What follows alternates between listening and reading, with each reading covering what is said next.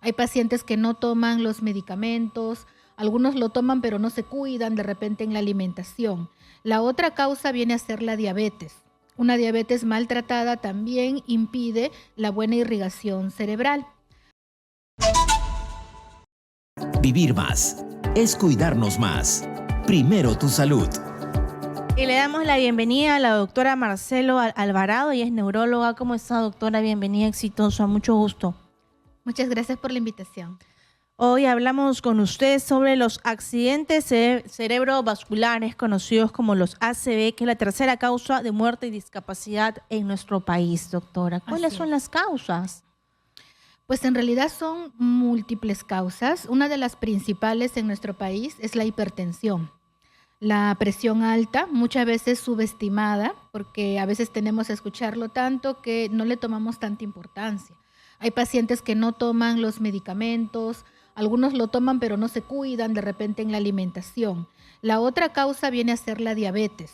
Una diabetes maltratada también impide la buena irrigación cerebral. Otra de las causas son el sedentarismo, la falta de actividad física, del ejercicio.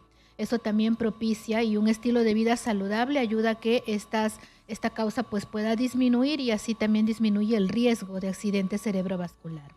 Ahora, doctora, yo conozco un caso muy cercano, de un familiar muy cercano. Es una joven de 29 años, doctora. Ya ha tenido muchas operaciones, gracias a Dios, ya ha salido del coma, pero con 29 años y con una vida muy agitada, ¿no? Estudia, trabaja, tenía deudas y demás. 29 años. Así es. En realidad no hay un límite de edad. Si bien es cierto, esto se puede ver con más frecuencia a partir de los 40, 50 años, eso no quiere decir que no se den jóvenes, incluso en niños. También puede haber accidentes cerebrovasculares. Póngase que tienen alguna deficiencia de algún factor de coagulación, pues puede existir hemorragias o alguna malformación, igualmente puede existir hemorragia cerebral. ¿Es hereditario? ¿Hay un factor genético ahí? En algunos casos, pocos en realidad, la gran mayoría son adquiridos y otros pues son ya de nacimiento, ¿no? Por ejemplo, una de las causas, aunque no es tan frecuente para los ACVs hemorrágicos principalmente, son la deficiencia de los factores de coagulación y esto lo vemos más en jóvenes, en niños, en jóvenes. Lo otro son, bueno, los aneurismas rotos, que esto también provoca los ACVs de tipo hemorrágicos. Y en los adultos ya mayores muchas veces son más los isquémicos, que es por la hipertensión, por la diabetes, por el sedentarismo, que es la falta de ejercicio, actividad física, por ejemplo. ¿Es un mito, doctora, que esto podría generar o esto se genera por el estrés, por la ansiedad, por los problemas? No, pero sí tienen que ver, pero de forma indirecta. Por ejemplo, una persona que sufre de hipertensión o que sufre de diabetes, que son factores de riesgo directos para un ACV, y tú le agregas que sea ansioso, que se estrese, que no duerma bien, que tenga insomnio, esto genera que su riesgo de hipertensión, de diabetes, se desequilibre, que aumente, y esto indirectamente también genera y crea más riesgos de ACVs.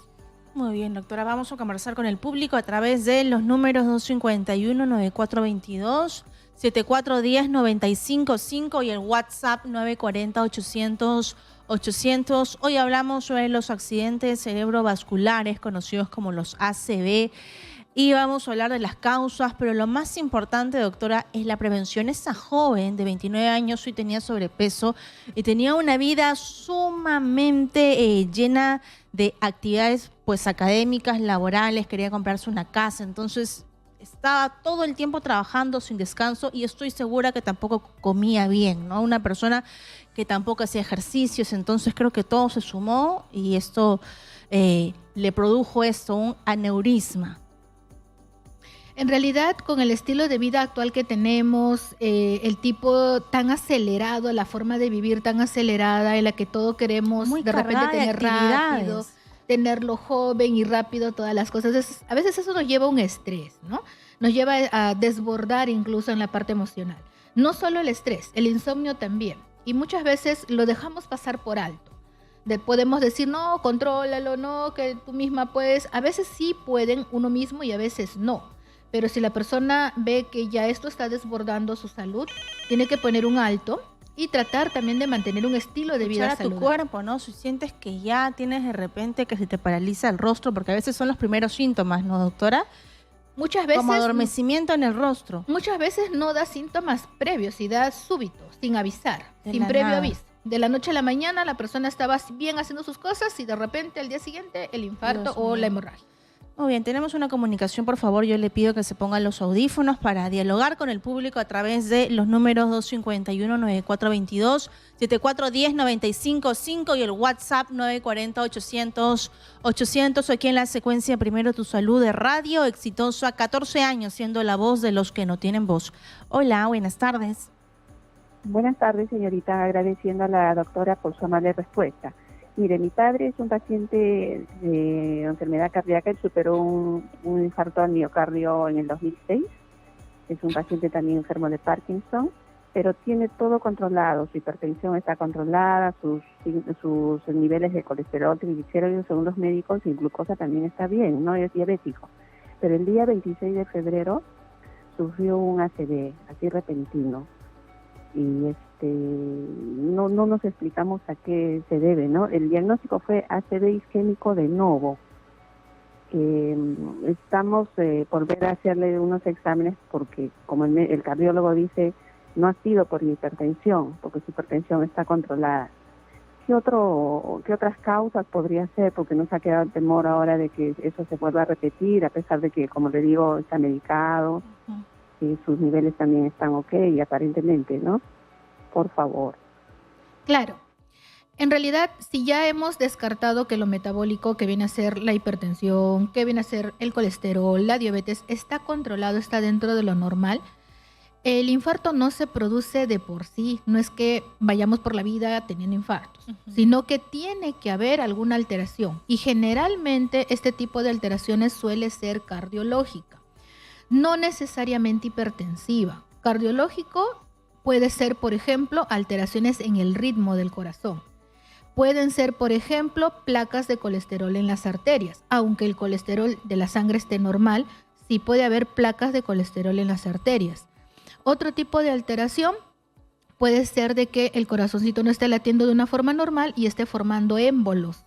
Y esos émbolos, que son como coágulos, se estén lanzando hacia el cerebro y empiecen a taponear las pequeñas arterias cerebrales. Y eso también puede provocar los infartos cerebrales. Puede ser algún problema de las válvulas, pero justamente por todo este cortejo de posibilidades es que los neurólogos trabajamos junto con los cardiólogos cuando existe un paciente con un infarto cerebral. Porque, como repito, el infarto no se provoca de la nada. Tiene que haber una razón. Y eso se tiene que buscar en equipo. Muy bien, doctora. Vamos con la siguiente comunicación, 12:51 aquí en Radio Exitosa. Hola, buenas tardes. Buenas tardes. ¿Cómo está? Bienvenida. Bueno, dos preguntas. ¿Qué diferencia hay entre ACV y un derrame cerebral, no? Y si hay exámenes previos para uno poder detectar si es que está a punto de un ACV.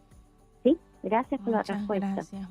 Gracias, muy buenas preguntas. Es una buena pregunta porque en realidad mucho utilizamos ese término derrame, sí, pero más que todo por un tema de que nos entiendan a qué nos referimos, porque no es un término médico, es un término más popular, por así decirlo. El término correcto es el accidente cerebrovascular, el ACV, y este ACV se puede dividir en dos formas de presentación. Uno que es el hemorrágico, que es el menos frecuente, y el otro que es el isquémico, que es el más frecuente. La diferencia de estos dos es que en el hemorrágico hay una extravasación de sangre, o sea, un sangrado. Se revienta algún vasito por algún motivo, que puede ser por presión alta, por alguna malformación. Se revienta el vasito y hay una extravasación, un sangrado. Y el isquémico, al contrario, no llega sangre a una zona del cerebro. Más bien al contrario, no hay una llegada de sangre, hay un tope, algo que está bloqueando el ingreso de la sangre a cierta zona del cerebro. Ahora, lo otro que pregunta de ver algún síntoma previo, no siempre se produce. Muchas veces quisiéramos, es más, que de repente hubiera un síntoma previo para nosotros decir, no, mira, te puede dar un ACV, pero no hay manera, no hay un síntoma que te diga, sí, vas a tener un ACV. A veces se piensa que la parálisis facial, pero en realidad la parálisis facial no necesariamente tiene que estar relacionada con los ACVs.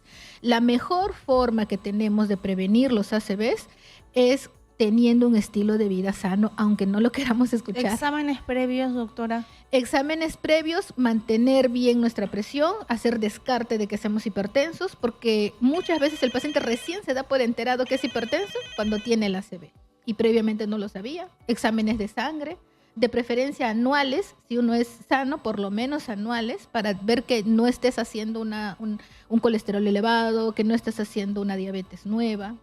Hacer esos controles. Muy bien, tenemos una siguiente comunicación. Hola, buenas tardes. Aló, ¿Cómo está? Bienvenida, exitosa. sí, dígame. Sí, ¿cómo está? Bienvenida. ¿Cuál es su pregunta? No, quiero hacerle una pregunta a la doctora que está en pantalla. Claro que sí, aquí le escuchamos. Cuéntenos, ¿cuál es su pregunta? Es que no puede salir al aire, dígame. Sí, estamos en vivo. Ah, en vivo, pero acá yo veo una doctora todavía con... Bueno, en cuéntenos, televisión. ¿cuál es su pregunta? Aquí le va a saludar. Ah, ya. ¿Qué tal? Buenas. ¿Sabes qué? Yo en el 2018 tuve parálisis facial en el lado derecho. Bueno, ya el doctor neurólogo me trató, pero en estos últimos tiempos, hace como 2 años, en momentos cuando estoy en preocupación, un poco de tensión, comienza en el lado izquierdo hay, pues, si no me equivoco, unas venitas por el sector del ojo, y siento que la sangre comienza a correr rápido y eso me hace doler la parte izquierda. Pero eso es lo que me preocupa.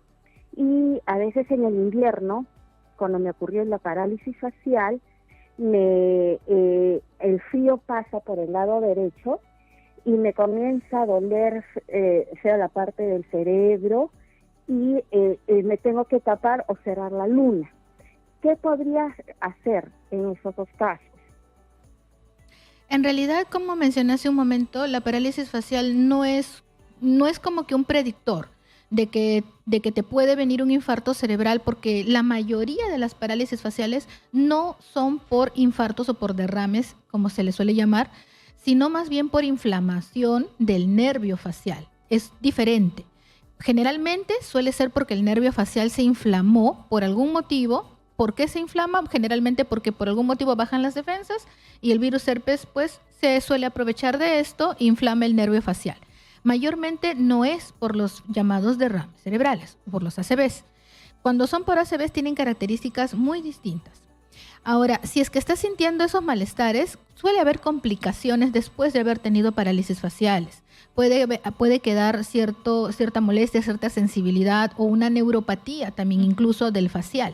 Eso lo tendríamos pues que revisar y constatar con ciertos exámenes para ver si ha quedado una neuropatía. Cuando hay una neuropatía del facial sí puede presentarse sensaciones, puede presentar empeoramiento en algunos pacientes nocturnos o durante ciertas estaciones del año, que es el caso de la mamita. Muy bien, doctora. Muchas gracias a la doctora Marcela Alvarado. Ella es neuróloga. Muchas gracias, doctora. Muy amable, muchas gracias. Gracias por su tiempo. Buen